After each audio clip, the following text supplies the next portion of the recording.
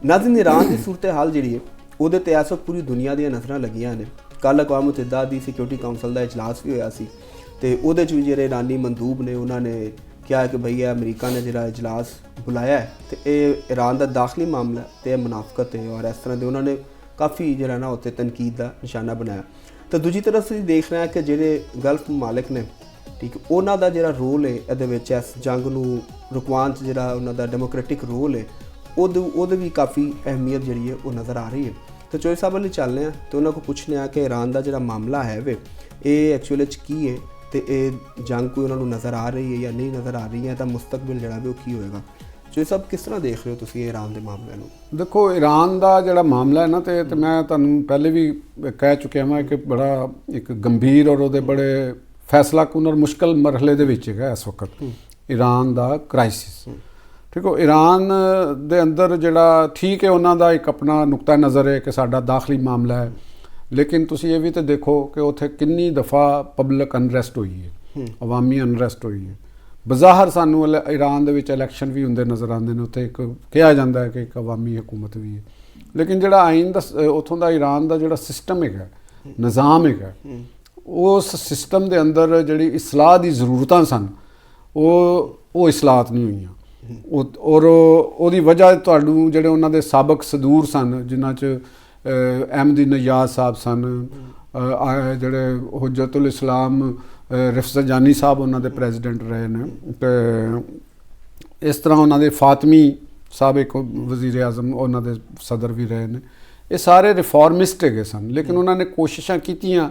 ਲੇਕਿਨ ਉਹ ਸਿਸਟਮ ਕਿਉਂਕਿ ਜਿਸਲੇ ਤੁਸੀਂ ਕੋਈ ਸਿਸਟਮ ਫੇਥ ਦੀ ਬੁਨਿਆਦ ਉੱਤੇ ਡਿਵੈਲਪ ਕਰਦੇ ਹੋ, ਫੇਥ ਦੇ ਉੱਤੇ ਜਿਸਲੇ ਉਹਦੇ ਅੰਦਰ ਫਲੈਕਸੀਬਿਲਿਟੀ ਤੇ ਉਨੀ ਕੀ ਹੋਏਗੀ ਜਿੰਨੀ ਕੁ ਫੇਥ ਇਜਾਜ਼ਤ ਦੇਗਾ, ਉਸ ਤੋਂ ਬਾਹਰ ਤੁਸੀਂ ਨਹੀਂ ਜਾ ਸਕਦੇ। ਠੀਕ ਹੈ ਨਾ। ਹੁਣ ਇਹ ਕ੍ਰਾਈਸਿਸ ਹੈ, ਆਵਾਮ ਉੱਥੇ ਇੱਕ ਤਬਦੀਲੀ ਮੰਗ ਰਹੇ ਨੇ, ਇੱਕ ਗਰੁੱਪ ਤੇ ਮੰਗ ਰਿਹਾ ਨਾ, ਚਲੋ ਇੱਕ ਦੂਸਰਾ ਨਾਲ ਹੋਏਗਾ। ਦੋਵੇਂ ਚੱਲ ਰਹੇ ਨੇ। ਮੈਂ ਇਹ ਗੱਲ ਕਰ ਰਿਹਾ ਵਾਂ ਅਮਰੀਕਾ ਦੇ ਅਜ਼ਾਇਮ ਹੋਰ ਹੋਣਗੇ, ਉਹ ਜੰਗ ਦੇ ਜ਼ਰੀਏ ਉੱਥੇ ਰਜੀਮ ਚੇਂਜ ਕਰਨਾ ਚਾਹੁੰਦਾ ਹੈ, ਉਹ ਰਜ਼ਾ ਪਹਿਲਵੀ ਨੂੰ ਲਿਆਉਣਾ ਚਾਹੁੰਦਾ ਹੈ, ਉਹ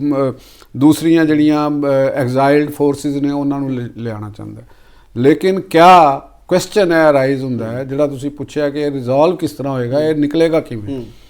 ईरान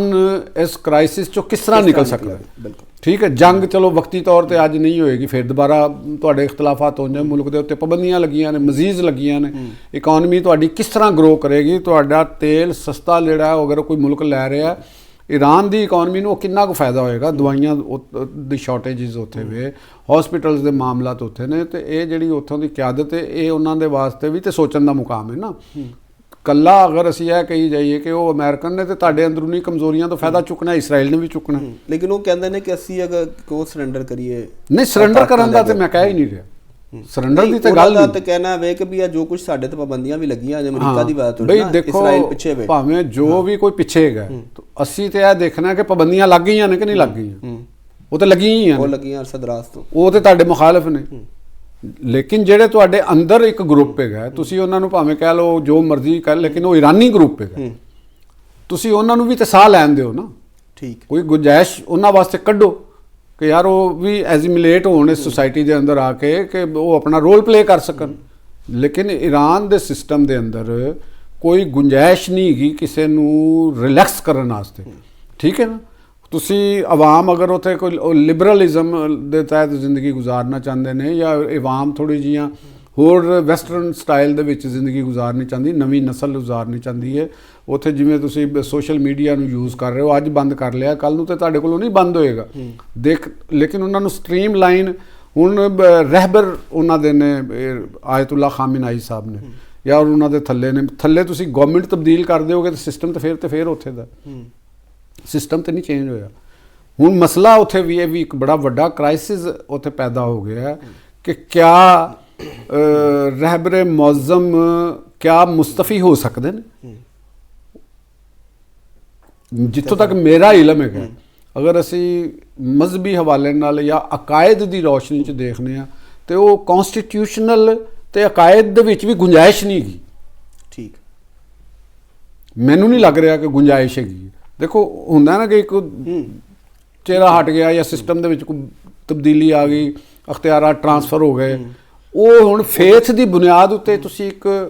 ਕਾਇਮ ਸਿਸਟਮ ਹੈਗਾ, ਉਹਨਾਂ ਦੀ ਬੈਤ ਮਸਟ ਹੈਗੀ ਹੈ। ਨਹੀਂ ਤਾਂ ਹੁਣ ਤੁਹਾਨੂੰ ਸਿਸਟਮ ਚੱਲਦਾ ਨਜ਼ਰ ਆ ਇਹ ਮੈਨੂੰ ਸਿਸਟਮ ਚੱਲਦਾ ਜ਼ਿਆਦਾ ਦੇਰ ਲੱਗਦਾ ਨਹੀਂ ਹੈਗਾ, ਕਿਉਂਕਿ ਦੇਖੋ ਇਹ ਪੰਜਾਬੀ 'ਚ ਅਸੀਂ ਕਹਾਂਗੇ ਨਾ, ਚਿੜੀਆਂ ਦੇ ਆਲਣਿਆਂ ਦੇ ਵਿੱਚੋਂ ਜਦੋਂ ਬੋਟ ਉਹਨੂੰ ਛੋਟਾ ਬੱਚਾ ਜਿਹੜਾ ਨਾ ਇੱਕ ਦਫਾ ਆਲਣੇ ਤੋਂ ਬਾਹਰ ਡਿੱਗ ਪਵੇ ਨਾ, ਉਹਨਾਂ ਨੂੰ ਜਿੰਨੀ ਦੇਰ ਮਰਜ਼ੀ ਤੁਸੀਂ ਆਲਣੇ ਦੇ ਵਿੱਚ ਵਾਪਸ ਰੱਖ ਦਿਓ, ਉਹਨੇ ਆਲਣੇ 'ਚ ਰਹਿਣਾ ਨਹੀਂ ਹੁੰਦਾ, ਉਹਨੇ ਉੱਡਣਾ ਹੀ ਉੱਡਣਾ। ਉਹ ਬਾਹਰ ਡਿੱਗੇਗਾ, ਉਹ ਮਰ ਜਾਵੇ, ਉਹਦੇ ਤੋਂ ਵੱਡਾ ਕੋਈ ਪਰਿੰਦਾ ਉਹਨੂੰ ਖਾ ਜਾਵੇ, ਉਹ ਜੋ ਮਰਜ਼ੀ ਤੁਸੀਂ ਕਰ ਲਓ, ਉਹਨੇ ਬਾਹਰ ਆਣਾ ਹੀ ਆਣਾ, ਉਹ ਵਾਪਸ ਆਲਣੇ ਦੇ ਵਿੱਚ ਨਹੀਂ ਜੀ ਉਹਨੇ ਜਾਣਾ। ਆਵਾਮ ਜੇ ਬਾਹਰ ਆ ਗਈ ਹੈ, ਚਾਹੇ ਉਹ ਥੋੜੀ ਹੈ, ਉਹ ਕੱਲ ਹੋਰ ਹੋ ਜਾਏਗੀ। ਜਿਨ੍ਹਾਂ ਲੋਕਾਂ ਦੇ ਵਿੱਚ ਉਹਨਾਂ ਦੇ ਉੱਥੇ ਮਰਡਰ ਹੋਏ ਨੇ, ਜਿਨ੍ਹਾਂ ਲੋਕਾਂ ਦੇ ਉੱਥੇ ਮਰ ਗਏ ਨੇ, ਉਹ ਹੋਰ ਨਾਲ ਰਲ ਜਾਣਗੇ। ਤੇ ਇਹ ਕ੍ਰਾਈਸਿਸ ਇਸ ਤਰੀਕੇ ਨਾਲ ਖਤਮ ਨਹੀਂ ਹੋਏਗਾ। ਇਰਾਨੀ ਆਵਾਮ ਦੀ ਜਿਹੜੀ ਮਸਾਇਲ ਹੈ ਉਹ ਬੜੇ ਜ਼ਿਆਦਾ ਸ਼ਦੀਦ ਹੁੰਦੇ ਜਾਣਗੇ, ਮਾਸ਼ੀ ਕ੍ਰਾਈਸਿਸ ਬਹੁਤ ਸ਼ਦੀਦ ਹੁੰਦਾ ਜਾਏਗਾ, ਤੇ ਉਤੋਂ ਸਿਸਟਮ ਉਹਨਾਂ ਨੂੰ ਇਹੋ ਜਿਹਾ ਅਕਾਇਦ ਦੀ ਬੁਨਿਆਦ ਉੱਤੇ ਥਿਓਕ੍ਰੈਸਟੀ ਜਿਹੜੀ ਹੈ ਉਹਦੇ 'ਚ ਤੁਸੀਂ ਤਬਦੀਲੀ ਨਜ਼ਰ ਨਹੀਂ ਆਉਂਦੀ ਪਈ। ਜੇ ਤਬਦੀਲੀ ਲਿਆਏਗਾ ਫਿਰ ਕੌਣ? ਫਿਰ ਇਹਦਾ ਮਤਲਬ ਹੈ ਕਿ ਜਿਵੇਂ ਜਨਰਲ ਮੈਕਾਰਥਰ ਨੇ ਜਾਪਾਨ ਦੇ ਉੱਤੇ ਜਾ ਕੇ ਕਬਜ਼ਾ ਉਹਨੇ ਐਡਮਿਨਿਸਟ੍ਰੇਟ, ਦੇਖੋ ਸਭ ਉੱਥੇ ਤੇ ਖੈਰ ਮਸਾਇਲ ਸਨ, ਲੇਕਿਨ ਤੁਸੀਂ ਅਗਰ ਅਸੀਂ ਇਹਦੇ ਡਿਸਕਸ ਕਰ ਲਈਏ ਜਿਹੜਾ ਕਤਰ, ਸਾਊਦੀਆ ਵਗੈਰਾ ਇਹਨਾਂ ਦਾ ਕਿਰਦਾਰ ਦੇਖੋ, ਉਹਨਾਂ ਨੇ ਵਕਤੀ ਤੌਰ ਤੇ ਮੇਰਾ ਖਿਆਲ ਹੈ ਕਿ ਇਹਨੂੰ ਰੋਕਿਆ, ਤੇ ਲੇਕਿਨ ਗੱਲ ਉਹੀ ਆਉਂਦਾ ਹੈ ਕਿ ਵਕਤੀ ਤੌਰ ਤੇ ਤਾਂ ਤੁਸੀਂ ਰੋਕ ਲਿਆ, ਲੇਕਿਨ ਇਹ ਇਖਤਲਾਫਾਤ ਕਿਸ ਤਰ੍ਹਾਂ ਦੂਰ ਹੋਣਗੇ, ਇਹਦਾ ਕੋਈ ਮੈਨੂੰ ਰਸਤਾ ਨਹੀਂ ਨਜ਼ਰ ਆ ਰਿਹਾ। ਉਹਦਾ ਤੁਹਾਨੂੰ ਵਾਹਿਦ ਹੱਲ ਇਸਲਾਹਾਤ ਹੀ ਨਜ਼ਰ ਆਉਂਦਾ ਹੈ। ਵਾਹਿਦ ਹੱਲ ਇਸਲਾਹਾਤ ਹੈ ਕਿ ਈਰਾਨ ਇੱਕ ਮੇਜਰ ਇਸਲਾਹਾਤ ਹੈ, ਇਹੋ ਹੀ ਸੈਟਅਪ ਲੈ ਲਵੇ। ਉੱਥੋਂ ਦੀ ਜਿਹੜੀ ਜਮਹੂਰੀ ਸੈਟਅਪ ਹੈ, ਜਿਹੜੇ ਬਾਹਰ ਬੈਠੇ ਇਰਾਨੀ ਨੇ, ਉਹਨਾਂ ਨੂੰ ਵਾਪਸ ਆਉਣ ਦੀ ਗੁੰਜਾਇਸ਼ ਮਿਲ ਜਾਵੇ, ਉੱਥੇ ਪੋਲਿਟਿਕਸ ਉਹ ਕਰ ਸਕਣ। ਦੇਖੋ ਤੁਸੀਂ ਉਹਨਾਂ ਨੂੰ ਜ਼ਿਆਦਾ ਐਸਾ ਸਿਸਟਮ ਕਰੋ ਜਿਸ ਸਭ ਦੀ ਜਗ੍ਹਾ ਹੋਵੇ, ਸਭ ਦੀ ਜਗ੍ਹਾ ਹੋਵੇ, ਔਰ ਸਭ ਮਿਲ ਬੈਠ ਕੇ ਤੇ ਉਹਨੂੰ ਕਰਨ, ਜਿੱਥੇ ਜਿਹੜੇ ਉੱਥੋਂ ਦੇ ਰਹਿਬਰੇ ਮੁਅੱਜ਼ਮ ਸਾਹਿਬ ਨੇ, ਉਹ ਥੋੜਾ ਜਿਹਾ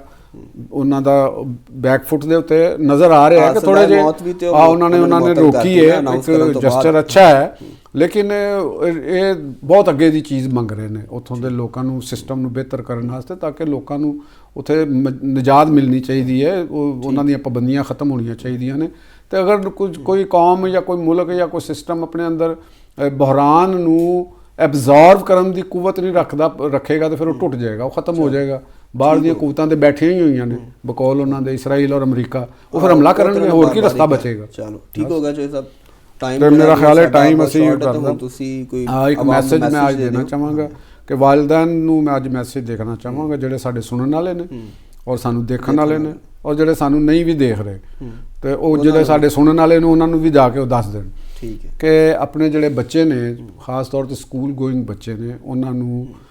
ਸੋਸ਼ਲ ਮੀਡੀਆ ਐਪਸ ਦੇ ਉੱਤੋਂ, ਜਿਹੜੀਆਂ ਮਾਯੂਬ ਸੋਸ਼ਲ ਮੀਡੀਆ ਦੀ ਐਪਸ ਦਾ, ਤੁਸੀਂ ਬੱਚਿਆਂ ਦੀ ਨਿਗਰਾਨੀ ਕਰੋ। ਉਹਨਾਂ ਨੂੰ ਹੱਥਾਂ ਦੇ ਵਿੱਚ ਮੋਬਾਈਲ ਫੋਨਸ ਇਸ ਤਰ੍ਹਾਂ ਨਾ ਦਿਓ ਕਿ ਫ੍ਰੀ ਚੈੱਕ ਦੇ ਤੌਰ ਤੇ ਉਹਨਾਂ ਦੇ ਕੋਲ ਚਲੇ ਜਾਣ। ਦੇਖੋ ਪੂਰੀ ਦੁਨੀਆ ਦੇ ਵਿੱਚ ਕਈ ਮੁਲਕਾਂ ਨੇ ਇਹੋ ਜਿਹੀਆਂ ਐਪਸ ਨੂੰ ਬੱਚਿਆਂ ਨੂੰ ਜਿਹੜੀ ਖਰਾਬ ਕਰਦੀਆਂ ਨੇ। ਦੇਖੋ ਮੁਖਤਲਿਫ ਚਾਈਲਡ ਪੋਰਨੋਗ੍ਰਾਫੀ ਔਰ ਇਸ ਟਾਈਪ ਦੀਆਂ ਜਿਹੜੀਆਂ ਨੇ ਨਾ ਚੀਜ਼ਾਂ, ਤੇ ਉਹਦੇ ਅੰਦਰ ਇਟਲੀ, ਆਸਟ੍ਰੇਲੀਆ, ਇਕੱਲੇ ਅਸੀਂ ਨਹੀਂ ਗਏ, ਮਤਲਬ ਕਿ ਦੁਨੀਆ ਦੇ ਵਿੱਚ ਬਹੁਤ ਸਾਰੇ ਤਰੱਕੀ ਯਾਫਤਾ ਮੁਲਕਾਂ ਦੇ ਵਿੱਚ ਗੱਲ ਕਰਦੇ ਨੇ। ਉੱਥੇ ਜ਼ਿਆਦਾ ਮਸਾਇਲ ਹੋਣੇ, ਬਲਕਿ ਉਹਨਾਂ ਨੇ ਤੇ 18 ਇਅਰਸ ਜਿਹੜੇ ਨਾ 18 ਸਾਲ ਤੋਂ ਘੱਟ ਲੋਕਾਂ ਦੀ ਪਾਬੰਦੀ ਲਾਤੀ। ਤੁਸੀਂ ਇੱਕ ਹੋਰ ਬੜੀ ਇੱਕ ਡਿਵੈਲਪਮੈਂਟ ਹੋਈ ਹੈ ਕਿ ਜਿਹੜੀ ਇੱਕ ਗਰੋਕ AI ਹੈਗੀ, ਗਰੋਕ AI ਜਿਹੜੀ ਉਹਨਾਂ ਦੀ ਇਮੇਜ ਵਗੈਰਾ ਦੀ ਐਡੀਟਿੰਗ ਕਰਦੀ, ਔਰ ਉਹ ਤੁਸੀਂ ਦੇਖਿਆ ਹੋਣਾ ਸੋਸ਼ਲ ਮੀਡੀਆ ਦੇ ਉੱਤੇ ਬਹੁਤ ਉਹਦੀ ਜਲਗਾਰ ਹੋਈ ਹੈ। ਐਲੋਨ ਮਸਕ ਨੂੰ ਯੂਰਪ ਤੋਂ ਏਸ਼ੀਆ ਤੱਕ ਉਹਨਾਂ ਨੂੰ ਸ਼ਿਕਾਇਤਾਂ ਗਈਆਂ ਨੇ ਕਿ ਇਹਨਾਂ ਦੇ ਉੱਤੇ ਤੁਸੀਂ ਕਰੋ ਕਿ ਉਹ ਜਿਹੜੀਆਂ AI ਜਨਰੇਟਡ